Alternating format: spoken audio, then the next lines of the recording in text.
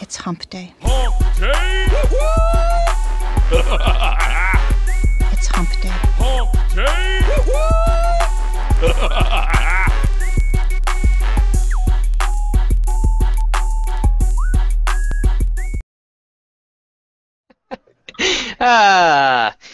Well, nobody's going to believe it, but we're laughing about a flag. So anyways, welcome everybody to Hump Day Hangouts, episode number 94. Today is the 24th of August. We got everybody here, so let's say hello. Chris, how's it going, man? Doing good. How you doing? Hey, can't complain. It's good to be back. Hernan, how are you doing? Hey guys, hey everyone. It's really good to be here. Good deal. Marco, what's up with the weather today? Oh man, it's beautiful. It's been beautiful all day. Couldn't be better. Nice. Wish you guys were here. Yeah, no kidding. Last but not least, Bradley, how you doing? I'm good, man. I don't have my curtain up because it's too damn hot here, so. Yeah, I think we got about the same weather. You're probably a couple degrees warmer, though. So. Yeah, it's too hot for that, man. Last week I tried to do it with the curtain up, and by the end of the webinar, man, I was like sitting in a puddle, and I was like, ugh, I'm not doing that again. So. Good deal. Well, we don't got a whole lot of announcements today for everybody, so we're just going to roll through this. If you got the Hump Day Hangouts announcement email, you know that we've got via Mastery PR a pretty cool launch coming out next week. So Content Kingpin, we'll be sending out some more information about that. If you're involved with content, which as an SEO, a marketer, a freelancer, agency owner, you definitely are. This is something you want to keep your eye out for. If you're on the web, you're dealing with content. Yep, and if you want to speed it up, if you want to save money, if you want to, free up your time to work on your business, then this is definitely something you want to be checking out. Also, we wanted to mention we got a lot of responses about the, announcement of Google Hangouts and how they're changing that. And while we appreciate everybody's responses, I would ask if you want to post in our groups, that's fine. Please don't message Bradley privately because. When 200 people do that, that gets kind of tough.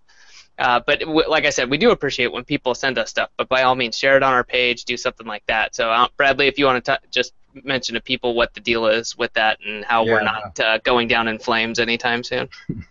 The deal is Google Hangouts, being able to initiate a Hangout on air from Google is being stopped. It's not going to be available to do that anymore. And I've gotten dozens and dozens of private messages from all our little helper bees out there that wanted to relay the message to me as if I didn't already know. So we do appreciate it, but use the public groups to do that, guys, because it does become quite a bit annoying when I get 150 PMs from people saying, "Did you know?" No, I hadn't heard before, but thanks. That said, we always initiate everything through YouTube anyways, guys. We always have, ever since day one. So it shouldn't affect us at all. Until it actually rolls out, we won't be 100% sure, but it should not affect us at all. Google Events, Google Plus is not going anywhere. And you guys all just come to the event page. Everything that we set up on our end for the webinars is done through YouTube, so it shouldn't affect us at all. But just wanted to kind of give you guys a heads up. And we are aware of it, so please don't PM me. But other than that, yeah, we're good to go. All right, sounds good. Anybody else have anything we need to talk about? I think we're good. All right, let's get rolling. All right, cool. We got questions, so let me grab the screen. Oops, wrong button. Grab the whole screen and lock it. You guys confirm that we are good to go? Looking good. Got your whole screen. I really like the GIF that you put in there, Adam. Thank you. I found out, so Slack has a bot for anybody out there who's using Slack, and you just give it a keyword and it randomly pulls one in, so you never know what you're going to get. So you put like a boss in there and that's what it did? Yeah, watch this. I'll do this again live because this is what people really want to see on Hump Day Hangouts. That's nice. There we go. Hey, there we go. There's number 2. Can't be all business. You know what I mean? Wow. Okay, I kind of like the dancing dickhead better, this one. Anyways, all right, let's get into it. Mark O'Connell's got the first question. Hi, guys. Hope you're well. Got a question for you, Bradley. All right. I know you mentioned in the V2 training about selling networks to local business owners, but how do you sell them on the benefits, and how were you prospecting when you were selling multiple networks a month? I know that might be too in-depth to answer here, but I can build networks pretty damn fast now. Well, that's sweet, Mark. and would like to be able to build up some cash by selling some networks. So any advice on prospecting and selling the benefits would be much appreciated. Thanks. That's actually a really good question, Mark. You know, we have, I thought I had training in the V2 course about reselling networks. If not, I know that we did it in the monetization webinar, which was the bonus webinar after the launch was over. So you might want to go back and review that because we talk about monetizing it in there in depth, but we can cover it briefly here as well. When I was selling a lot of networks, it was basically because, well, first of all, I had a pretty big client base. So when I started selling networks, I was able to just basically what I call shake the bushes, and that's just go hit my existing contact base or my client base and upsell them on additional services. And that was pretty simple. But then whenever I go to prospect or pitch for any new clients, which I do very little of now, if at all, but when I was pitching or prospecting clients, then I would, you know, it's just part of an overall SEO strategy. So when I would, you know, it wasn't necessarily that I was just selling them a network, like, and that was it. It was an overall strategy for marketing services, right? Which would include SEO, local SEO if they were a local business, and then content marketing. And it's all one and the same. You know, when I provide marketing services, it's not just SEO on page or off page. Very, very rarely did I ever have any clients where I was just providing like link building services, for example. Most of the time it was an all-encompassing overall marketing strategy, which included on-page SEO, social media, content marketing, off-page SEO, so link building, that kind of thing. But all of that was pretty much accomplished through the IFTTT networks and content marketing. Right, and so that's pretty much the foundation that all of my SEO services were built upon, and that's how I've been doing it for years. But as far as selling on the benefits, what I would do is I would ask questions of prospects. And by the way, in case you guys aren't aware of that, that's the best way to pitch clients, is to ask them questions about their marketing strategy, because then you allow them to speak and uncover their weaknesses for you. And then you can craft your message based around their responses, and you can actually lead them into coming. They come to the realization that their marketing sucks on their own without you having to point that out, because you just get them talking about their marketing strategy. So one of the things that I would do often was I would ask, you know, Mr. Business Owner, are you doing any social media marketing? And invariably, or 90% of the time, the answers were either no, or yeah, we post on our Facebook page occasionally, but it's never done anything for us. And that's it. and those are pretty much the two standard responses that I would get, was either no, we don't do any social media marketing, or yes, I did this or that and it didn't work, so I stopped. And so I would explain to them that you know, part of the reason, hey, look, I completely understand, you know, if you only post on your Facebook page once every now and then, or send a tweet out every now and then, you can't really expect to get any results. And I understand, because you're running your business, that you don't have time to manage all these social media profiles and properties. However, you would agree that if you were to have consistency in your social media marketing, you'd probably see some fairly good results. Am I right? Yes. Okay, well, what were you doing whenever you tried to do any social media marketing? Tell me about what your strategy was, and then I let them talk a little bit, so I get to hear about how bad it was. And then I would use some of their answers, or some of their answer, in part of what I would say about, okay, well, this is what we can do, and would you agree? You always want to ask leading questions where you can get that yes. You want to keep getting a yes answer out of your clients, right, or out of your prospects, because that puts them in that positive frame of mind where they're more likely to say yes later on to your proposal. Okay, but again, ask a lot of questions, and then what I would do is I would explain to them that if we had a way where we could just focus on updating content in one location, which would be their main website or their blog, but you don't say blog to a prospect because they don't understand what that means most of the time. We just say, if we were to update content in just one location on a regular basis, your website, and then have that content automatically distribute across all of your social media profiles, plus, you know, all the main social media platforms, and I would list them off: Google+, Facebook, Twitter, LinkedIn, you know, YouTube if you're using video, Pinterest if you wanted to. I would start naming off the main ones that they would know about, And then I would say, plus in addition to that, about 15 other sites, social media and Web 2.0 type platforms, and I would say other sites on the web where we could republish your content all from one location. You only have to manage one location. Don't you think that that would be a lot easier to manage? Well, yeah, of course it would, right? And they would say, yeah, well, yeah, of course it would. All right, well then here, let me show you what this is a service that I can provide, and let me show you how it works. And I would show them a graphic, the same graphic that you guys have access to, which would just show that wheel, essentially, that network ring.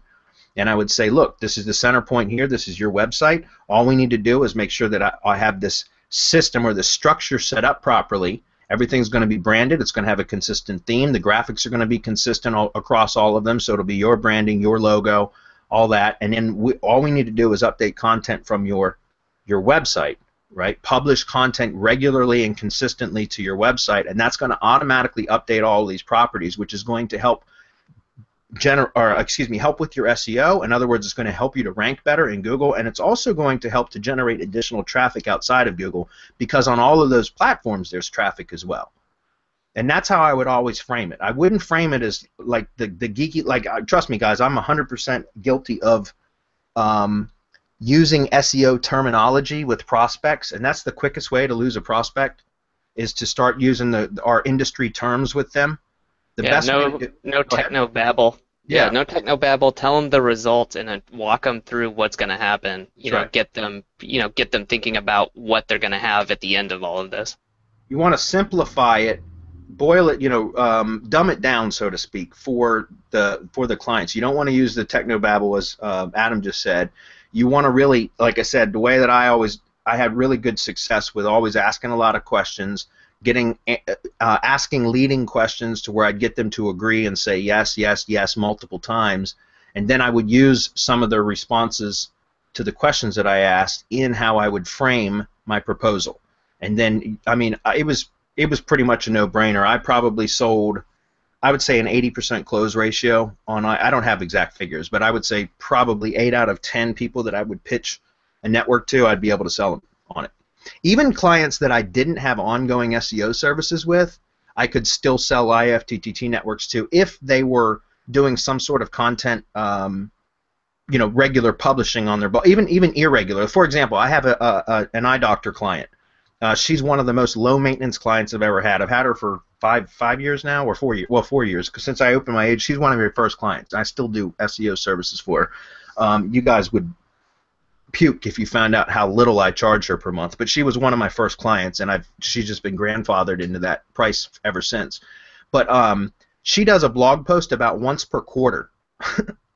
Once per quarter year, guys. That's like once every 3 months she'll do a blog post. But that was enough for me to be able to sell her on an IFTTT network. Even though I don't do any content marketing for her, all I do is maintain her maps position, and that's it. But because she posted once every quarter or so about 3 or 4 posts per year is really what she does, I told her, hey, you would benefit from having this network, and I explained it to her, and then she purchased it, and I was able to make $700 or $800 or whatever it was that I charged her. Actually, at the time for her it was probably a lot less, but to charge her for that network, and now every time she does a post, it syndicates out across her network. There's not near as much activity as she should have, but I was still able to sell her on that network.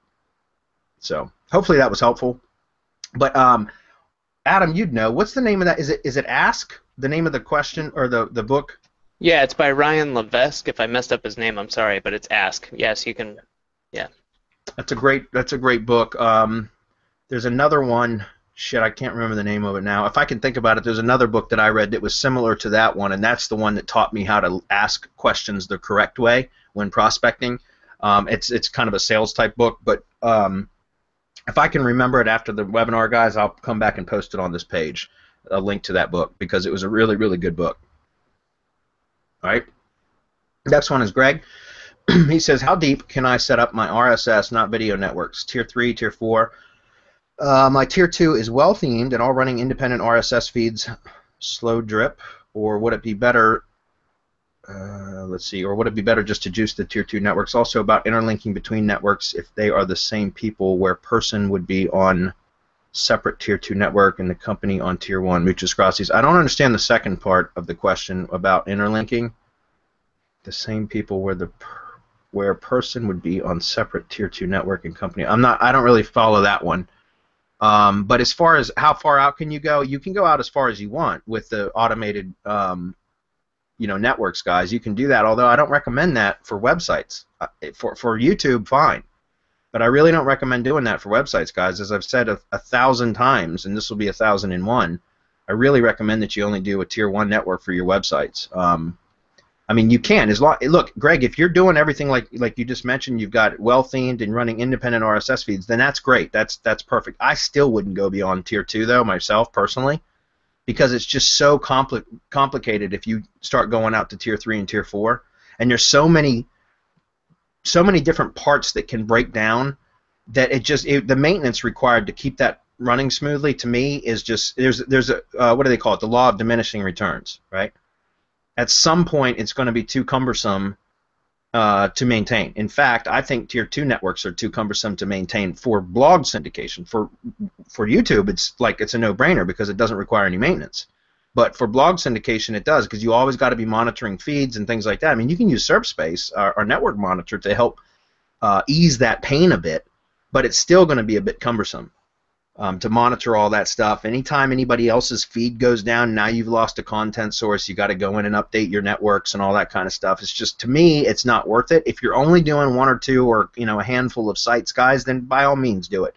But when you start managing multiple sites, guys, it becomes just too much of a pain in the ass. In my opinion, I'd rather just stick with a tier 1 network and just really build that up, and I get just as good a results out of that, really. So, but yeah, Greg, as far as I'm concerned, I mean, you can go out as long as you're setting it up correctly the way that we suggest, and you're minimizing your footprint. You can't eliminate it, but you can minimize it. Then you can go out as far as you want. But I really don't. I think your time is better spent somewhere else, though, really. So. And as far as the interlinking, if you're on the webinar now, Greg, if you want to post a little bit more clarification about the second part, I'd be happy to answer that. I'm not real clear on what you're asking here. Nate's next. Hey, Nate. He usually says, "Hey, Nate here." So Nate says, when poking, what is the going rate for the client for a page 1 Google keyword that you find? How do you protect it from someone else just coming in and using it? Well, okay, the going rate, it depends.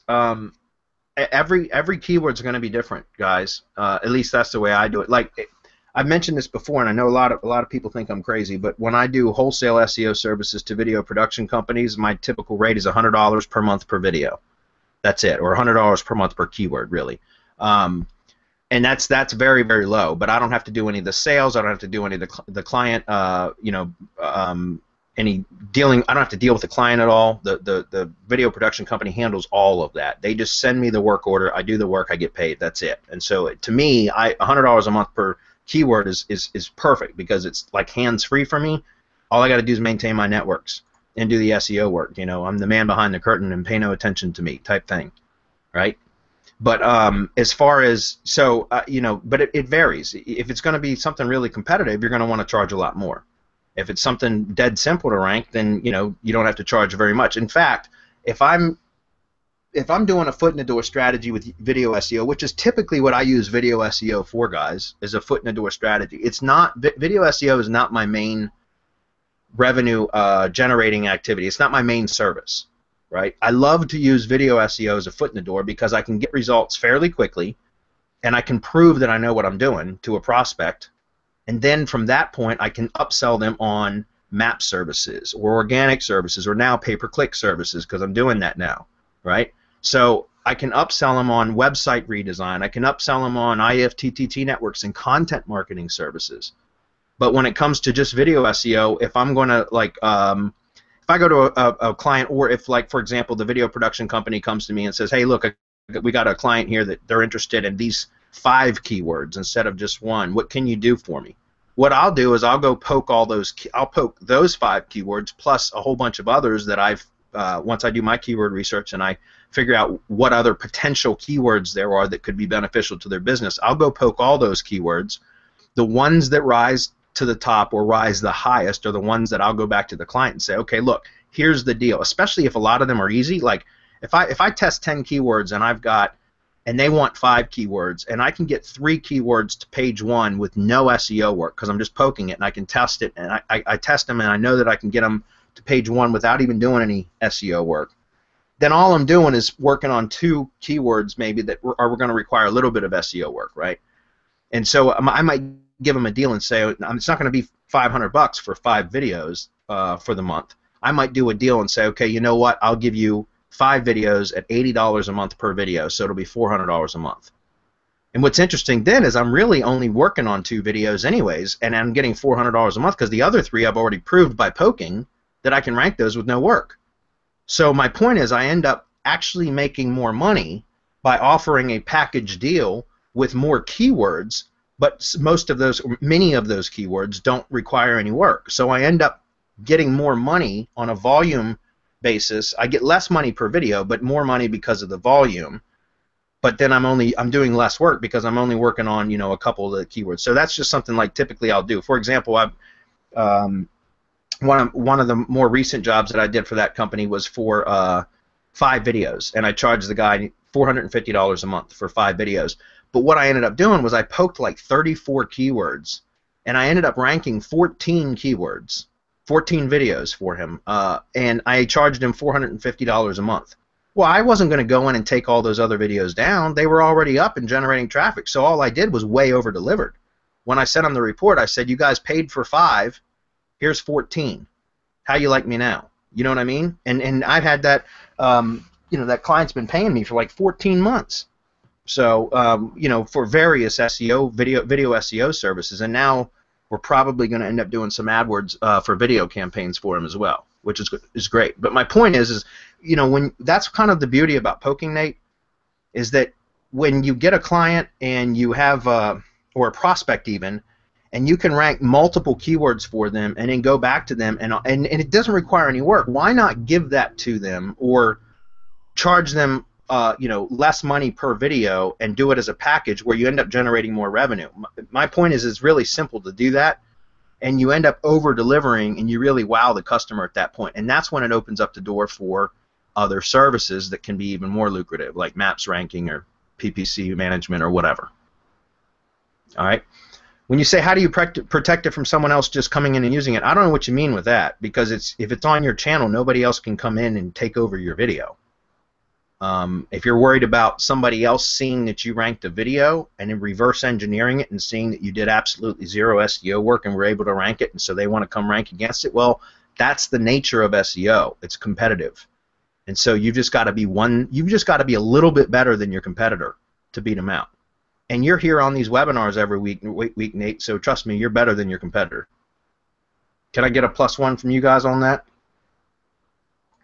Oh yeah.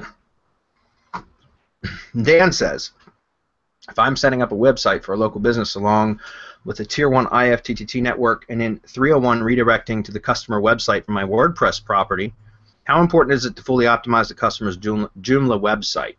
Will it rank solely by redirecting my site's page to it, or is it still critical to fully optimize the Joomla site?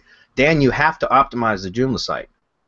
You can't take a page, a web page, that is way over optimized or not optimized at all, and just point a well-optimized page to it with a 301 redirect and expect that page to rank. Because remember, the 301 redirect essentially removes the content from that 301 redirect. And the content's still there, but Google doesn't read the content on that page because it sees the redirect and immediately redirects to the final destination, the target URL.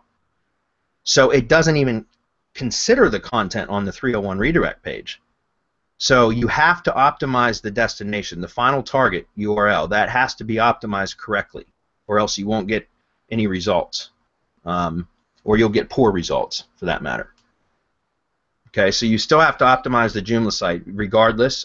In fact, your 301 site, guys, you could take if you wanted to, you could take your client site and just set up your own domain and just do straight 301 redirects with 0 content or anything, and just do all your link building to your own domain.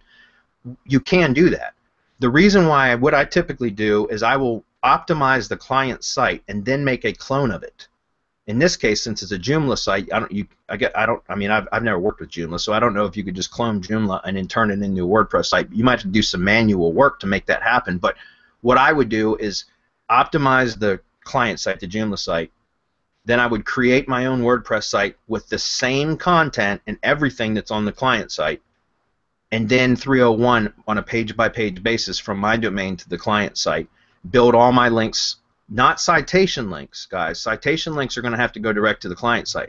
But any off-page link building I'm doing, like PBNs or anything that I'm doing outside of content syndication via IFTTT networks and citations and press releases, where you're going to want to have the client's domain, obviously, in the press release, I would be building links to my own domain, which is then 301 redirected. The reason why I like to do that, guys, is make a clone of the site first before doing the 301 redirect, is so that in case the client and I end up parting ways, when I remove the 301 redirects, I have an exact clone of that site, and all I would do was swap out the critical details, like the company name and the company logo and stuff like that.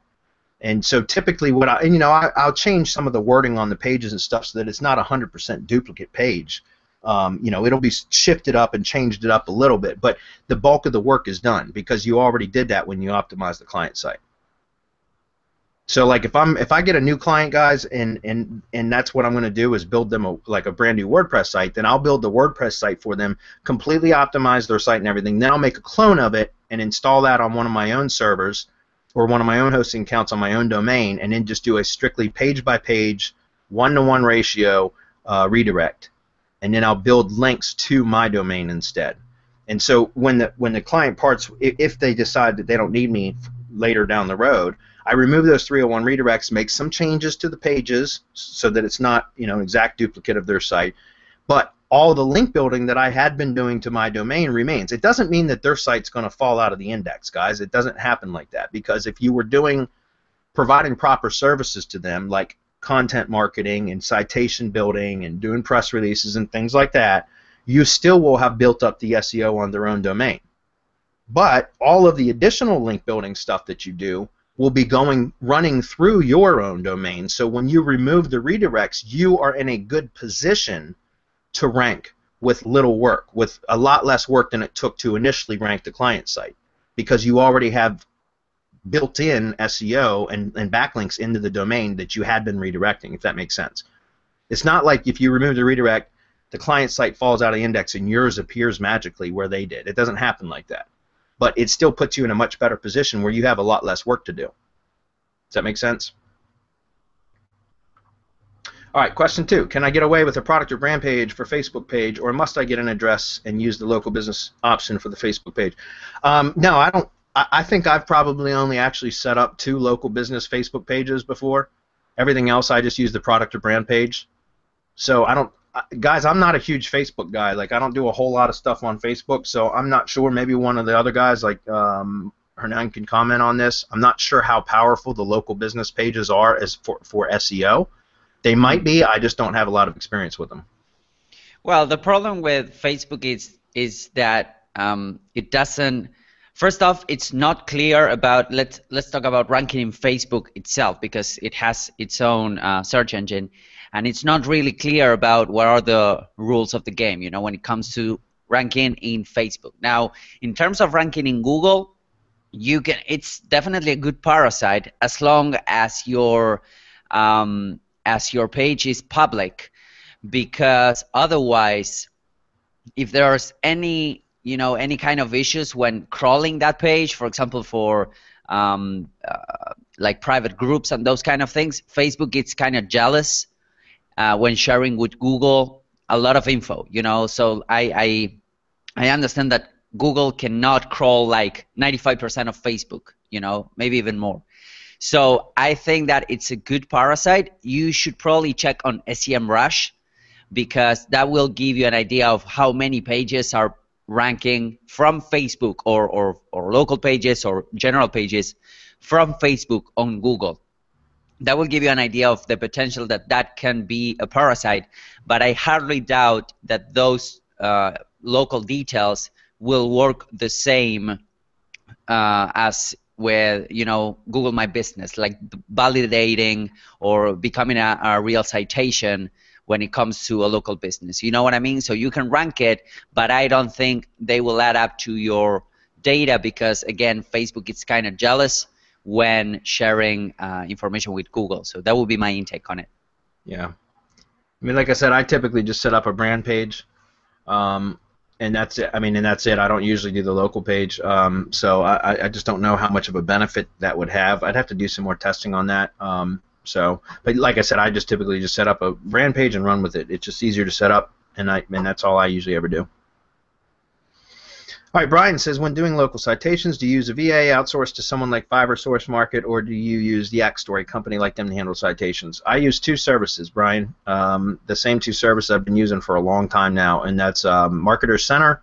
We have a link for that somewhere, and then also Loganix. Loganix is expensive, but they're really, really good, especially if you're in the U.S. I can't speak for them outside of the U.S. We've had some mastermind members that said that they weren't, the results weren't as good as what I had described for the U.S. market from Loganix. But like whenever I usually use Marketer Center unless I've got like a citation cleanup job to do, or if I'm doing the ongoing monthly service, which is a great service from Loganix, by the way.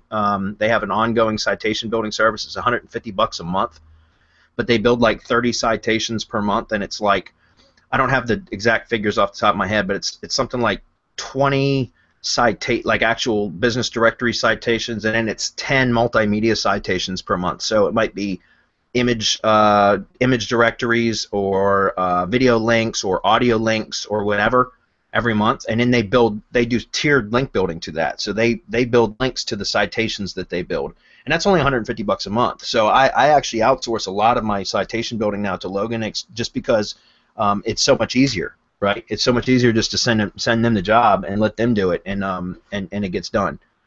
But Marketer Center is great because Marketer Center is a lot. It's Andrew Scherer is his name, the guy that runs that, and he's a good dude, and he's set up his whole entire service to be a white label service, and so the pricing is really, really good in Marketer Center, and you can white label the reports, and they generate the reports for you and everything.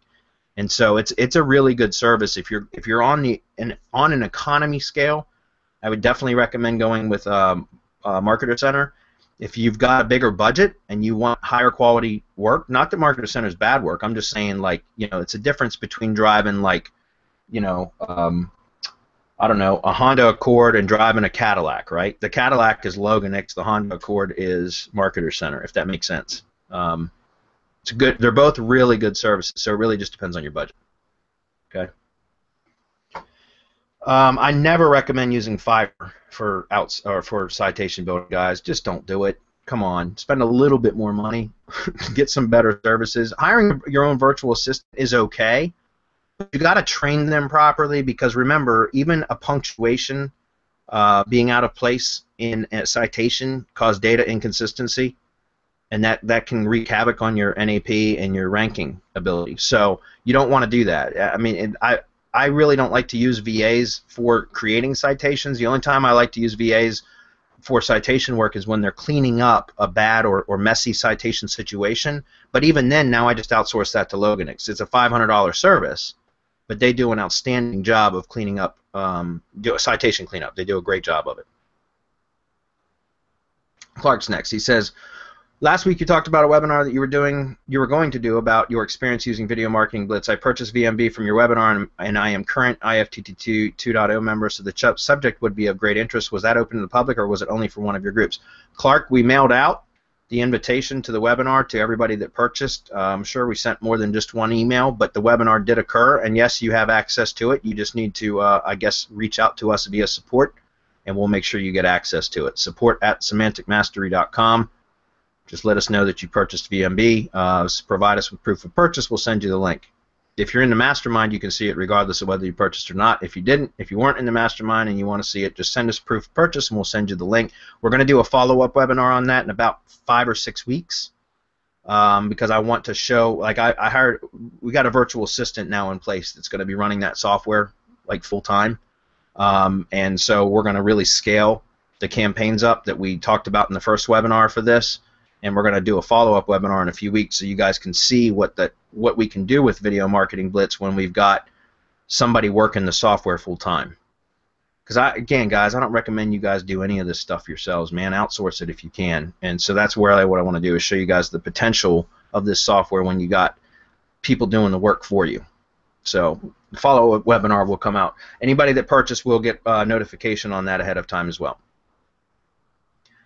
Earl says, do you use an indexing service to post the second-tier Blogger, Tumblr, WordPress posts for every new post you or your virtual assistants make? If so, is there an easy way of capturing those post links to stuff into an indexing service, or have you harvesting, or do you assign harvesting them to your VAs as you go? Earl, we used to have an automated way to do that. Unfortunately, it was the Backlink Commando plugin, and it integrated with Backlink's indexer, and it was a 100% automated way to actually extract all your Web2 post URLs and submit them to an indexing service without you having to do a damn thing other than set the plugin up. But unfortunately, Sean Donahoe decided to stop selling that plugin and even supporting it for that matter. So unfortunately, we do not have a way. I talked to Chris, our partner. We mentioned this before. I don't remember what, Chris, if you're on, maybe you can comment. I know I mentioned to you something about us building a service that would integrate with Dan Anton's or Backlink's Indexer's API. What did we decide on that? Maybe Chris isn't paying attention. Playing hard to get. All right, Yeah. I see. I couldn't remember what the conversation. I know we talked about it. I just don't remember. I think it was just we got too many projects to work on that right now. But it is something that we would like, unless somebody else beats us to market with it, which is fine. I don't care. I just want a solution, Earl, just like you're asking. Right now, I'm not doing anything for that because the plugin doesn't work anymore. So unfortunately, there's nothing you can do other than have your virtual assistants. If they're creating the post, like for example, my content curators, when they post the post, they can actually go extract. I'm not even having them doing it right now because all of my clients are well-established existing clients, so it's not so necessary anymore. I've got my clients to where they need to be, so it's just a matter of maintaining their rankings. But if you're starting a new project, yeah, it would probably be. Unfortunately, I don't know of an automated way to do this anymore. So I would say a virtual assistant would be a good way to do that. Would be to just extract all your post URLs from the IFTTT network and submit them, once per week or whatever to an indexing service. Or at least when they create a new post, they could, like for example, let's say you've got a virtual assistant curating posts for you once per week. So let's say they did a post last week, and then now it's this week, and they're going to sit, they're about to publish another post. They could go extract all the post links from last week and submit them to an indexing service this week, and just keep doing that. That would be a good and efficient way to handle that. At least as efficient as we can make it right now without an automated way. So I don't know, guys. Eventually, we might have a solution. To me, I think the plug. I'm not a developer, so I have no idea what the hell I'm talking about. But it seems to me like it would be fairly simple to create a plugin that's all it does is scrape the RSS feeds from a particular, like if we posted in all the RSS feeds from our Web2 network, the IFTTT network. I think there's like 7 or 8 properties that give us an RSS feed as an output. And if we just posted those into a plugin, it would just extract the most recent items in the RSS feeds and then submit them via API to an indexing service. I can't imagine that being too difficult, but I don't know. All right, Glenn's up. He says, since today's Hangout reminder email spoke of quality content, what's you guys take on the rapid article generators like Article Forge, Articoolo? I've not heard of that one. Content Professor, Article Builder, etc. I can't stand article writing outsourcing. I feel like I have to write an in-depth article telling the writer what I want written to get anything usable back. Glenn, I totally understand. That's what Content Kingpin is all about. It launches next Tuesday, so in 6 days. It's specifically how all of my virtual assistants, how I run my content marketing business.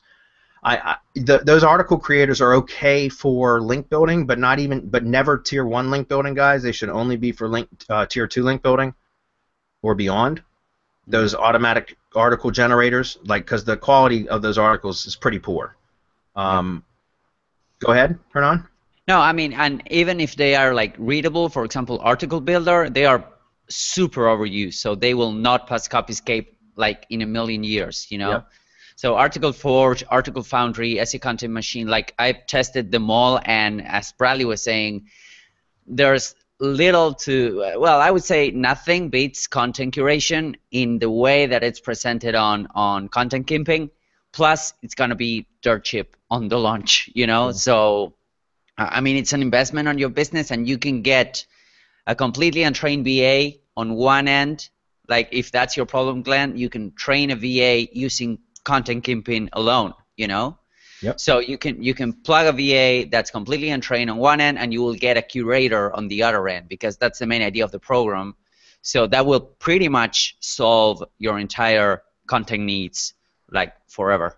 Yeah, and here's the thing with and I talk about this at length inside Content Kingpin, guys. I'll give you a little preview of it right now.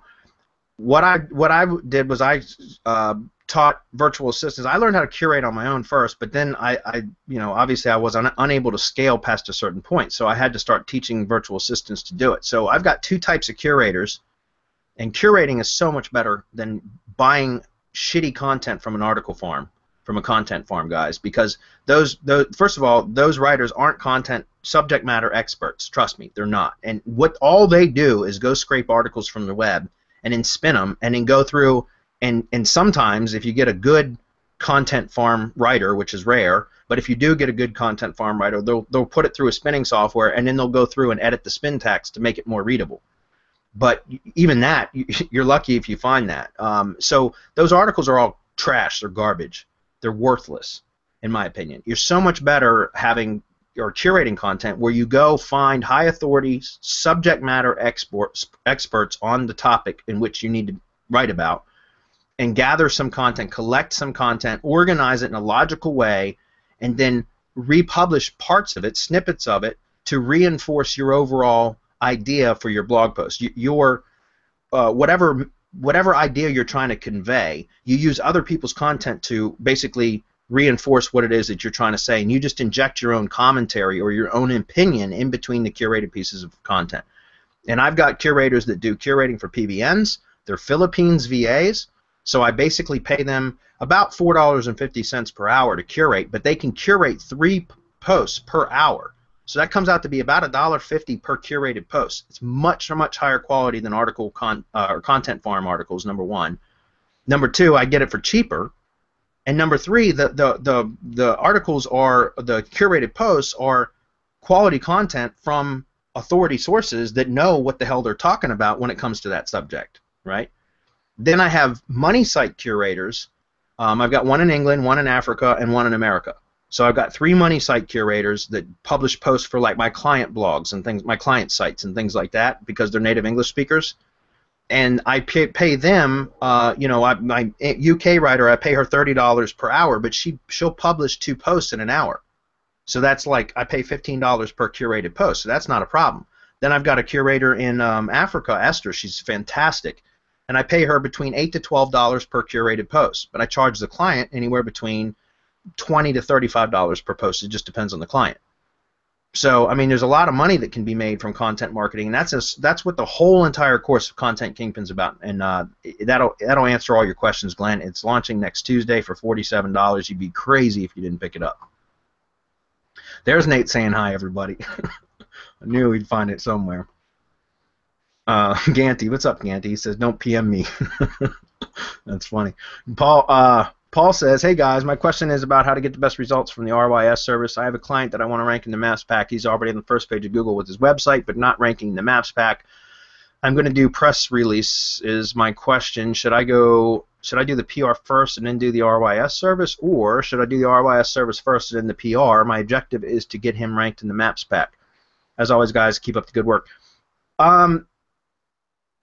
Actually, there's probably going to be some differing opinions on this. I haven't tested one first over the other. What the method, and Marco could comment on this too, but the method I would probably go with would be to do the PR first, because you're going to get a bunch of citations if you use if you add the business NAP. If you add the NAP to the press release, you're going to get a bunch of citations from that.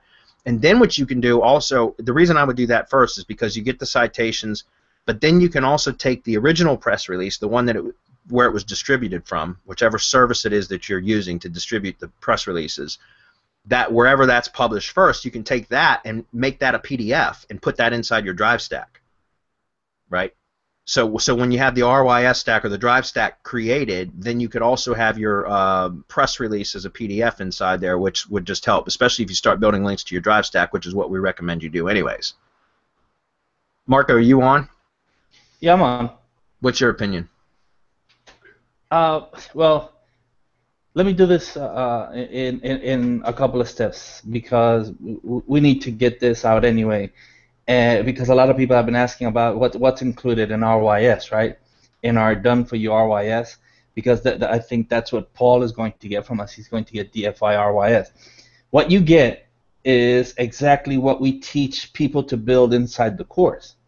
You get every file and folder, and everything is optimized. Everything is optimized to carry relevancy wherever it is that you want to push it. I mean, we do docs, we do PDFs, we do drawings, we do. You can look at Drive and see what it is. You'll get, and especially the one thing that you'll get is a My Map. What happens with that My Map is that we connect it to your Google verified listing, the map that comes with it.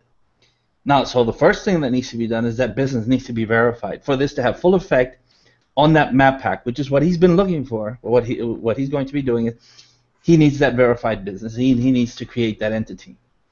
Then he'll turn over that NAP information. He'll turn it over to our RYSVA, and the guy Jessen he just rocks. He's just so good at building everything, at carrying relevancy, at connecting the My Map to the verified listing map, which all pushes relevancy over to the website, but it also hits that verified map up and sticks it in the 3-pack. Now, you have the press release, and you could perfectly just, once that RYS is built and connected, you could send that press release to the RYS folder, right? That drive stack that we've created for more relevancy, which is going to push it up to the verified map over to the website. From the website, since you're going to have an embedded map on the website, it's going to carry it back to the verified listing, back into the RYS folder, and you're just going to create all kinds of crazy love going through and shooting everywhere, right? The spider web silo that we talk about. Well, nobody has to buy RYS now. You just spilled all the beans. I mean, no, I'm just saying, I'm just giving them an overview of what it is. They're welcome to go and try to figure out how it is that we build everything. Good luck. Actually, that's a good idea, though. Like, and see, I mentioned doing the PR first, but that's actually a good idea to have that My Maps done first, because then you could even, in most PRs, guys, you can get away with about 3 links in a press release. You know, if you got about 400 or 500 words of content. And so, actually, that would be a good idea to use the press release to link to the My Maps URL, because then you'd be pushing like 250, 300 media type style links to that My Maps URL, which has do follow links in the description area that you can, and it helps to verify or validate the entity, like Marco just said. So that would actually be a pretty good way to go about it. Now, on the other hand, if what you want to do is push relevancy to the press release, then you would wait to do the press release and push relevancy from our drive stack over to whatever press release it is that you're trying to do. Because we do, when you go into the order form, there's a field in there that says which URL do you want to push relevancy to.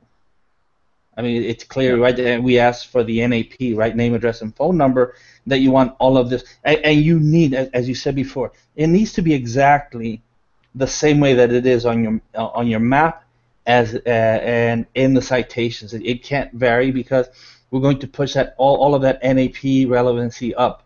It just goes. It's a, and Becker came up with this. It's a slipstream, right? That's what he called it. I think he's the one that coined the phrase slipstream. It just carries all of this juice over and back, and it's just all that love is what sticks that map #1 in the 3-pack. All right, we're gonna stop at Nate's last comment here, guys. We got about 5 minutes left, so we're going to get through these next couple questions. We'll probably stop at Nate. John says, hey guys, thanks again for doing these Hangouts. You're awesome. I'll +1 that. Have built RSS Tier 1, Tier 2 networks for several clients and want to find a way to make use of the last 6 months of pre-IFTTT posts just the old content. Is there a specific module or method or module talking about how to trigger RSS Tier 1, Tier 2 from Money Site to the new networks using your SM plugin with its spintax? Don't want to create a dupe post on the same blog with new dates and annoy the Facebook and G Plus fans a second time with last month's post, but want to push its network. Thanks in advance. Well, first of all, John, I pretty much can guarantee you're not going to annoy Facebook and G Plus followers or fans, because you have to think about every time you post, like let's use Facebook. First of all, Google Plus, there's not a whole lot of people active on Google Plus outside of the marketing industry. Okay, so you can pretty much write that off. But Facebook, yeah, there's a ton of people that are active on Facebook, right? I mean, pretty much daily, everybody's plugged into Facebook. But the thing is Facebook only shows your post, anything published to your pages, to a very, very, very small fraction of the audience. Like, I mean, we're talking like 3 to 5% of your audience if you're lucky. And so I guarantee you that if you published a post and it's syndicated out to your network and into your Facebook page, then a month later you do it again, chances are nobody that saw it the month before is going to see it again the second month, or it's going to be new people seeing it the second month that didn't see it, or even if they did, it's going to be a very, very small fraction of people. And I doubt that it will annoy them. You can recycle old content, guys. There's no reason to have to always create new content. You can republish old content to Facebook and Google Plus and get new eyeballs to it every time you do it. Okay, so that's number one. I wouldn't worry about annoying people. Number two, our premium version does have a republish old post function, but the free version that comes with like IFTTT, SEO Academy stuff does not. However, there's a plugin that you can use. It's called Republish Old Posts. Just go search Google for Republish Old Posts WordPress WP plugin or WordPress plugin. It'll be the first link that comes up.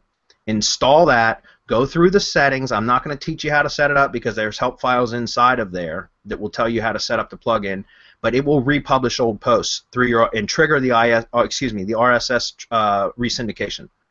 Okay, so that's how you can do that. If you want to republish old posts, that's a good way to do it. You just use that plugin. And again, don't worry about republishing, recycling content to Facebook or Google Plus, guys. Nobody's going to see it again. If they do, it's going to be a small fraction. And if they're annoyed with that, then let them unfollow you. Unfollow you. Good riddance. Don't let the door hit you in the ass on the way out. You know what I mean? Greg says Joe owns company. This is the follow-up. I know Adam's going to get mad at me, so I'm going to try to hurry. Joe owns company and he has 2 profiles. This is a follow-up to the question I asked him to clarify. Okay, so he has a company and has 2 profiles. If the company has its own Tier 1, can Joe be on Tier 2 as the owner profile? And even better, can his staff or contractors be on Tier 2 as well? Well, you could, Greg, but personally I wouldn't do it. I wouldn't. You can, yes, sure, you can do that. I wouldn't recommend it. The reason I don't recommend it is because there's a clear connection between the owner and the business, right? Or the contractors and the business. I mean, there's probably a connection to them, and so if you end up syndicating content across all those networks where there's a clear connection between those profiles and the actual business, then remember, guys, when you're syndicating blog content, you got to be careful because Google's looking for footprint issues. Syndicating your content to your own branded network is not a footprint issue because you're claiming your footprint. You're doing what the big brands do. You're sharing your content to your branded properties. But when you go out to Tier 2 networks, you're using profiles and personas, even if they're real profiles like what you're mentioning here, you're doing it to manipulate search engine results.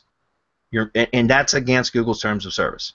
So I would, if I was using Tier 2 networks for blog syndication, I would want the personas to be 100% removed and separate from the actual business itself so that I could minimize or reduce my footprint even more.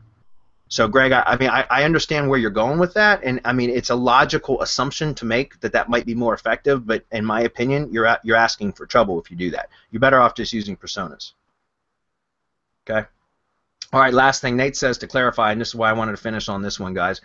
He was asking about poking, and if somebody ever used that video, if keyword had been poked and it showed up on page 1, and he says to clarify, what if the client uses the same keyword I poked and put up their own videos? Does that ever happen?